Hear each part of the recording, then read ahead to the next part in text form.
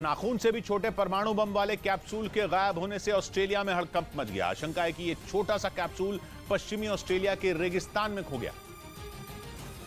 लेकिन उसके गायब होने से सबकी सांसें अटकी रह गईं, क्योंकि इंसान के नाखून से भी छोटे इस कैप्सूल में सीजियम-137 मौजूद है, जो कि भारी मात्रा में खतरनाक रेडिएशन छोड़ता है, जिसकी चपेट में आने से त्वचा जल सकती है, यहां तक कि कैंसर भी हो सकता है।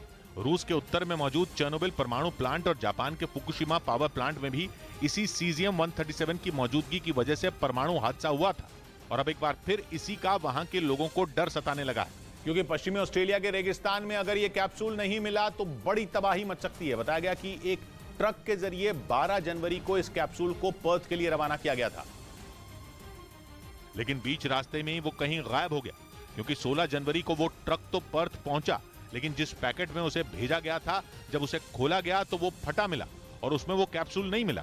ये देखकर सब घबरा गए, क्योंकि कहने को तो ये कैप्सूल केवल 8 मिलीमीटर का है, लेकिन वो इतनी तबाही मचा सकता है कि लोगों की कई पीढ़ियों को इसका खमियाजा भुगतना पड़ सकता है। ऐसे में चिंता इस बात से बढ़ गई है कि इस कैप्सूल को आखिर कहां ढूंढा जाए, क्योंकि जहां से वो ट्रक चला उसकी पर्थ तक की दूरी 1400 किलोमीटर है।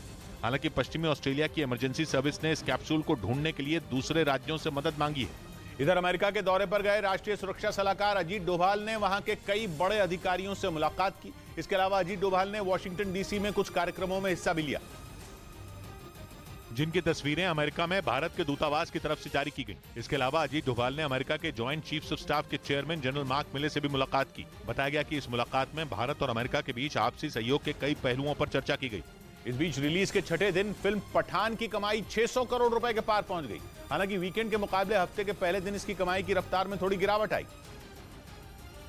लेकिन फिर भी पठान को देखने दुनिया भर में लोग इतनी बड़ी तादाद में पहुंचे कि फिल्म की कमाई रिलीज के छठे दिन ही 600 करोड़ के पार पहुंच गई। पर्दे पर आने से पहले ये फिल्म अपने गाने बेशर्म रंग के कारण विवादों में घिर गई थी, लेकिन जब वो सिनेमा घरों में लगी तो हर बीतते दिन के साथ कई रिकॉर्ड तोड़ती चली गई। अकेले भारत में ही छठे दिन पठान ने करीब 27 करोड़ रुपए कमाए और इसी के साथ देश में इसकी कमाई ने 300 करोड़ रुपए का आंकड़ा पार कर लिया। ऐसे में पठान सबसे तेजी से 300 करोड़ रुपए कमाने वाली पहली हिंदी फिल्म बन गई। इतना ही नहीं, पठान ही वो फिल्म है जिसने कोरोना के बाद पहली बार भारत में 300 करोड़ रुपए से ज्यादा का कारोबार किया।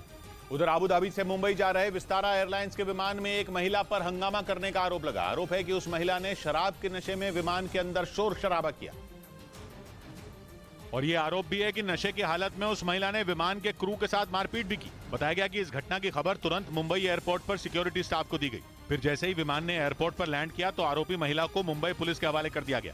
इस बीच जंग में पुतिन की मदद के लिए उत्तर कोरिया के शासक किम के घर में ही झगड़ा शुरू होता दिख रहा है। एक तरफ उनकी बहन खुलकर पुतिन के साथ खड़ी दिखाई दे रही है, वहीं किम पुतिन की मदद से कन्नी काटते नजर आ रहे हैं, क्योंकि उत्तर कोरिया ने यह साफ कर दिया है कि उसने जंग में एक भी हथियार रूस नहीं भेजा।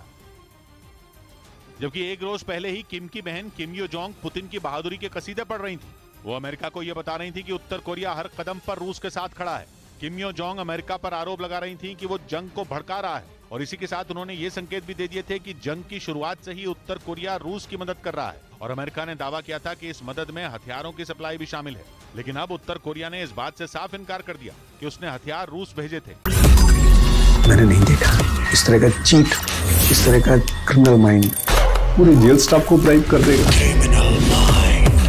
मैं सोच भी नहीं सकता था। गवर्नमेंट फंक्शनरी को इम्पर्सनेट करता था, आवाजें बदलता था। टारगेट भी बहुत पावरफुल धनवान लोगों को करता है। ये एक ही चीज से रुक सकता है, अगर आप इसकी जीभ काट दो। न्यूज चैनलों के इतिहास में पहली बार न्यूज 18 इंडिया की web series FIR number 208 streaming 3rd February 9 PM